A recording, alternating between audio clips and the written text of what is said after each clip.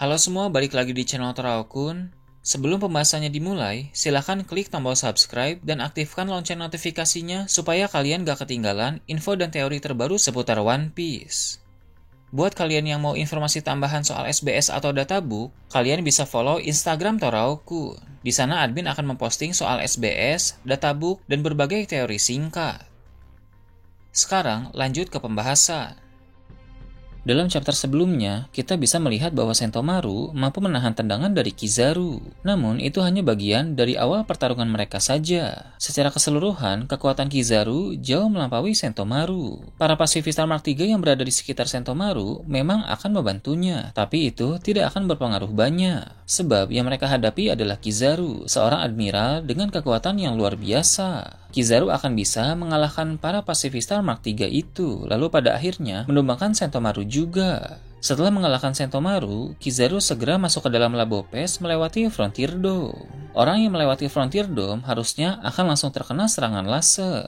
Namun, Kizaru bergerak dengan sangat cepat sehingga Frontier Dome terlambat bereaksi. Saat admiral itu pun muncul di hadapan Luffy, Franky, Lilith, dan Jewelry Bonnie. Seperti yang kita tahu, 4 orang itu dalam chapter yang lalu sedang berada di Labopes, tempat yang juga menjadi lokasi kapal Tosan Sunny dan robot Vega Force. Ketika Luffy melihat Kizaru di hadapannya, maka ingatan 2 tahun lalu di Pulau Sabaody secara otomatis muncul dalam pikiran Luffy. Luffy mengingat bagaimana dulu bajak laut topi jerami tidak berdaya saat melawan Kizaru. Luffy sangat kesal bila harus mengingat kembali hari yang buruk itu. Namun setelah kesal, Luffy menjadi semangat, sebab sekarang ada kesempatan untuk membuktikan kepada Kizaru bahwa bajak laut topi jerami saat ini sudah jauh berbeda dengan 2 tahun lalu. Luffy pun segera memasuki mode Gear 5. Kizaru mengomentari tentang bentuk perubahan Luffy itu. Sepertinya Kizaru pernah mendengar soal cerita mitologi Sun God Nika. Kekuatan buah iblis Pika-Pika no Mi milik Kizaru juga telah memasuki tahap awakening. Hal itu memang wajar mengingat dia sebagai admiral tentu mampu memaksimalkan potensi dari kekuatan buah iblisnya. Kizaru memakai salah satu teknik awakening dengan memunculkan banyak sekali cahaya dari lingkungan sekitar. Cahaya-cahaya itu terbang ke atas, lalu dengan cepat melesat ke arah Luffy dan yang lain. Luffy pun segera membuat tanah menjadi elastis, kemudian dia membungkus tubuh mereka berempat dengan tanah elastis tersebut. Luffy menciptakan tameng karet yang berbentuk seperti bola. Cahaya dari Kizaru pun hanya mengenai perisai karet itu, tidak mengenai Luffy dan yang lain. Tameng karet Luffy memang mampu menangkis dan memantulkan berbagai macam serangan, karena sebelumnya Boro Bread dari Kaido juga bisa dia tangkis.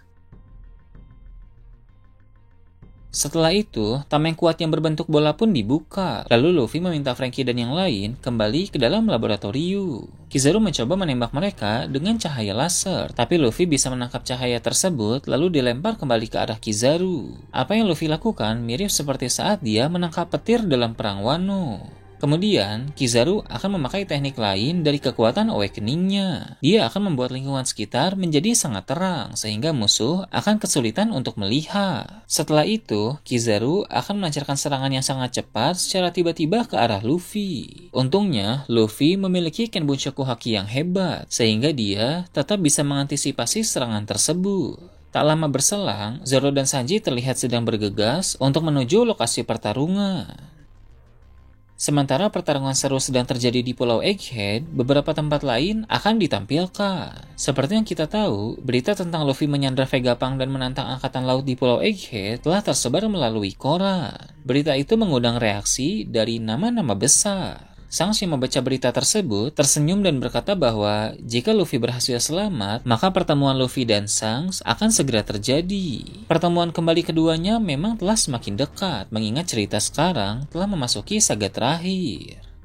Lalu, Cross Guild pun telah membaca berita yang sama. Bagi berkata bahwa Luffy sebagai Yonko yang baru telah memulai aksi besar. Cross Guild pun harus segera beraksi agar tidak kalah populer dengan bajak laut topi jerami.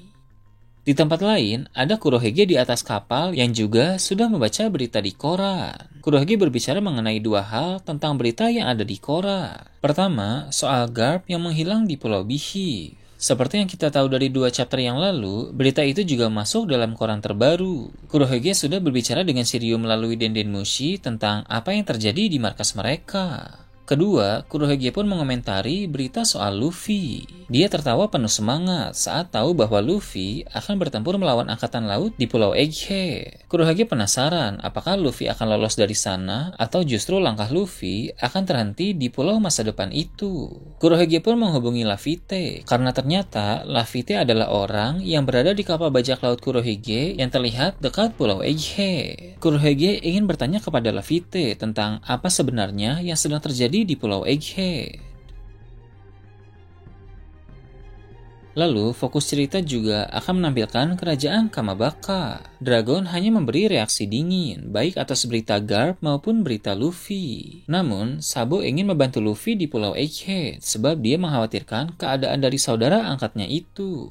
Setelah menampilkan reaksi dari nama-nama besar atas berita Luffy, Kastil Pangea yang berada di Marijois pun akan ditampilkan. Di sana, 4 Gorosei datang menghadap Im Sama di ruangan tahta kosong. Namun mereka terkejut karena ada juga para kesatria suci yang menghadap Im Sama pada saat yang bersamaan. Baik Gorosei maupun Kesatria Suci adalah segelintir orang yang tahu soal eksistensi dari Im Sama.